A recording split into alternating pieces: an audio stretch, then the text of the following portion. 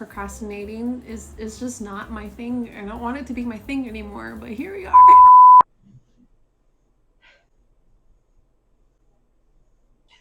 Hi, it's Jenny Day, and welcome back to my channel. If you're new here, welcome. I love sewing in a vintage style. I had the perfect outfit planned for my pinup contest that me and my friends, the Carmelitas, put together every year. I found this inspo picture on Pinterest and I thought it was so cute. I love the sheer overlay of a floral plant. I was super excited, and then just the weeks went by, and all of a sudden I had one day to make my dress. I have no one to blame but myself. I'm filming this as I already completed the dress a couple weeks ago, and I got made myself sick.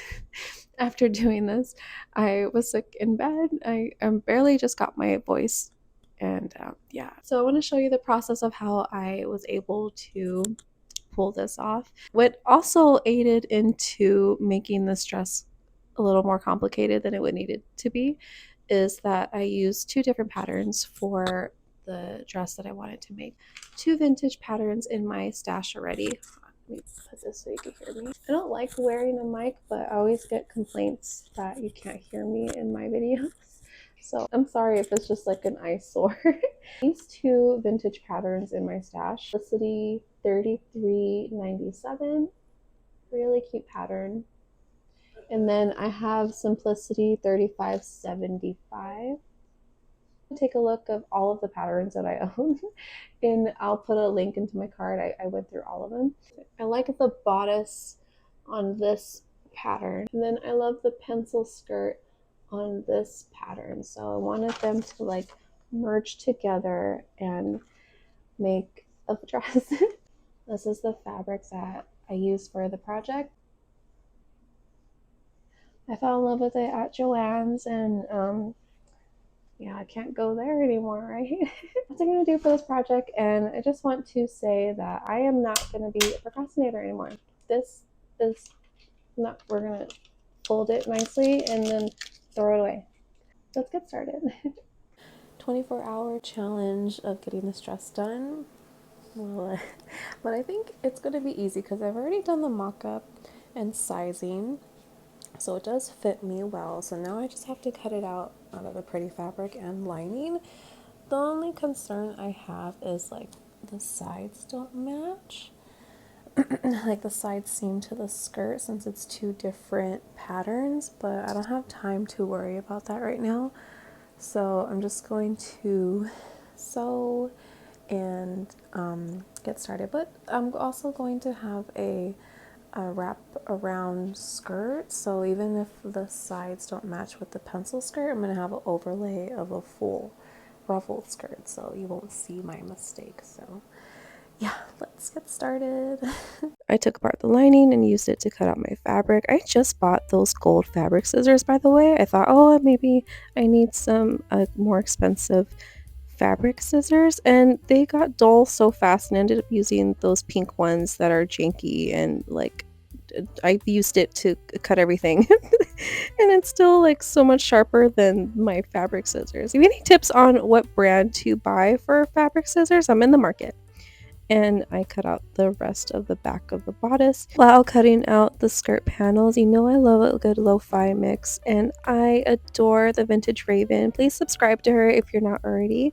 Her Barbie core picture and music mixed in with sewing sounds is so creative, and she's such an amazing creator. Please subscribe to her. And hey, if you're enjoying this video, hit that subscribe button for more stressful sewing videos.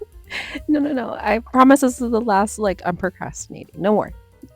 So I'm finishing up sewing the darts on the middle of the bodice.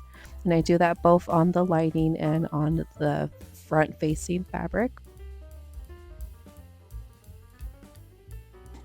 Then sewing the dart on the back panels for the front facing fabric and the lining. Press that. Always want to press those darts, make it nice and sharp. Then I put the lining and the front facing fabric together, and I sew the middle and the sides and then flip it inside out. and then lined up the lining and front facing fabric, sewing the top.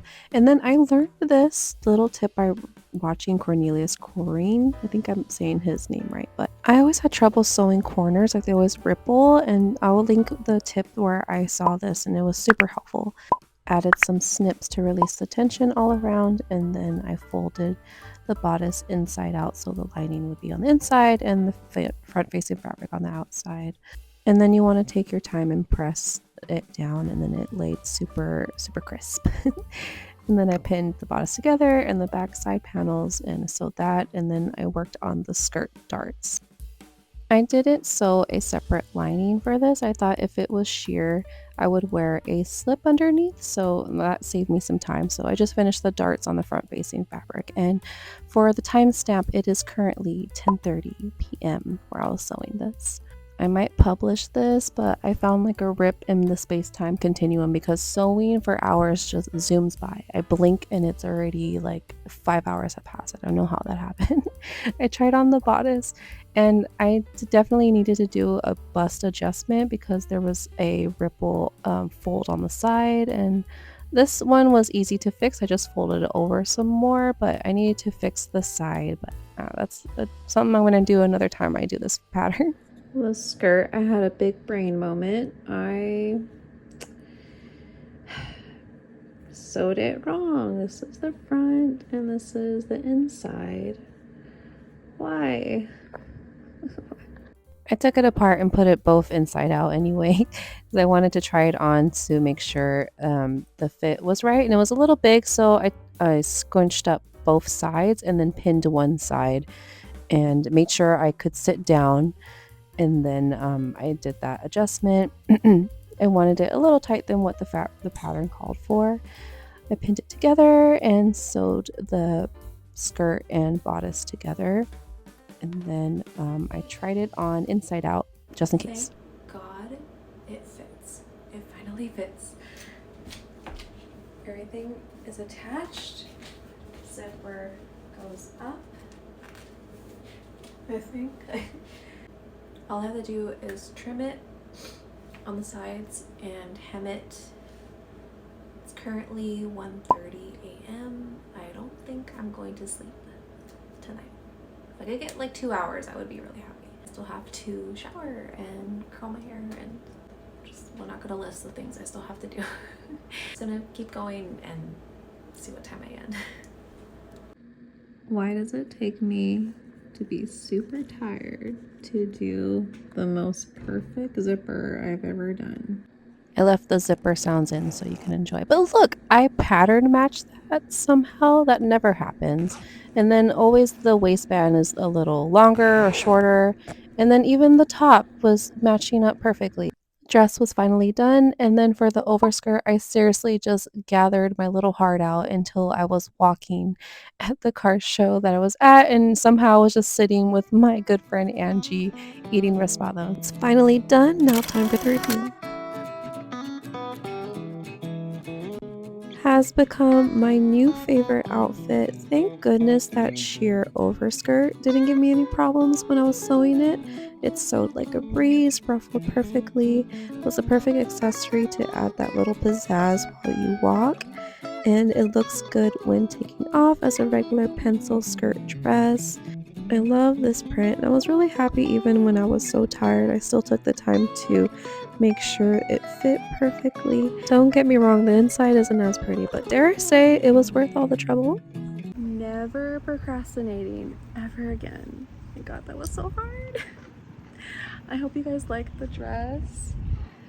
For it being literally like for one day dress, started at like 3 p.m. and finished around 5 a.m. Whew, never doing that again. But for what it is, I think it turned out great, and I was able to wear it for my event. And lesson learned.